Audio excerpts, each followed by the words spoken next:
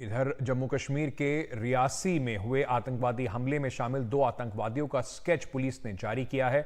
आतंकवादियों के बारे में जानकारी देने पर 20 लाख रुपए का इनाम का भी घोषणा की गई है। रियासी में हुए आतंकवादी हमले में 9 लोगों की मौत हो चुकी है। आपको याद दिला दें, बस पर गोलाबारी करी गई थी, तीर्थयात्रियों से भरी इस बस पे। जांच एजेंसियों को इस मामले में काफी अहम सुराग भी मिले हैं।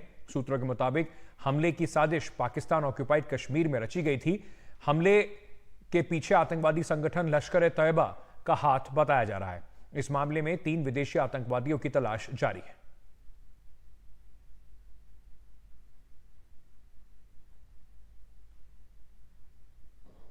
मेरी सहयोगी नीता इस वक्त हमारे साथ जुड़ रही है। नीता, सबसे पहले आपसे समझना चाहेंगे, एक बड़ा चुनौती के तौर पर नई सरकार के सामने ये तीनों आतंकवादी हमले खड़े हैं। खास तौर से रियासी का जिस तरीके का हमला हुआ, एक बार फिर से बता रहा है कि जम्मू कश्मीर में आतंकवाद का जो खात्मा है वो अभी नहीं हुआ है।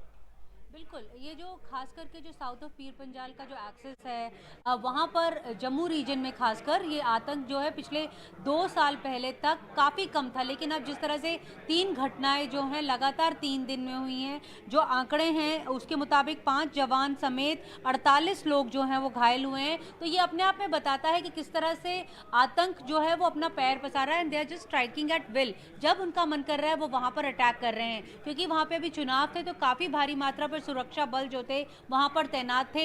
ये जो इलाका है ये काफी जंगलों का इलाका है और साथ में वहां पर ऑपरेशंस करना जो है वो बहुत ही मुश्किल है, क्योंकि अपर रीचेस में अगर हम बात करें तो वहां पे नेचुरल केव्स हैं। आतंकी जो हैं वो आते हैं, अटैक करते हैं और ऊपर भाग जाते हैं और नेचुरल केव्स उन्हें शेल्टर दे देती हैं। ये जो ग्रुप बताया जाता है अंकित, ये बताया जाता है 12 टेररिस्ट का ये ग्रुप है। ये फ्रेश इन्फिल्ट्रेशन है, पाकिस्तान की तरफ से ये लोग आए थे और ये अटैक कर रहे हैं। सर्च ऑपरेशंस जो हैं वो लगातार special operation group, central armed police forces और आर्मी जो है वो वहाँ पे कर रही है, लेकिन कामयाबी नहीं मिल रही है। ये वही रीजन है जिसमें पिछले 2 साल में हमारे लगभग 2.5 दर्जन जो सेनाकर्मी हैं वो शहीद हुए थे।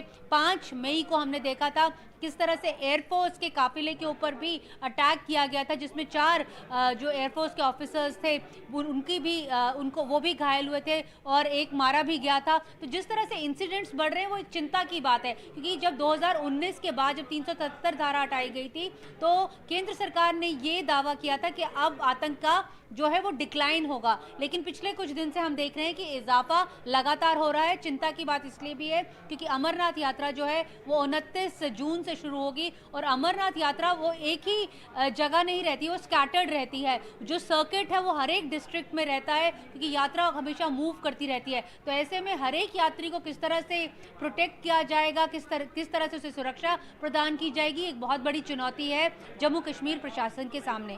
अंकित, बहुत बहुत शुक्रिया हमारे साथ जुड़ने के लिए नीता।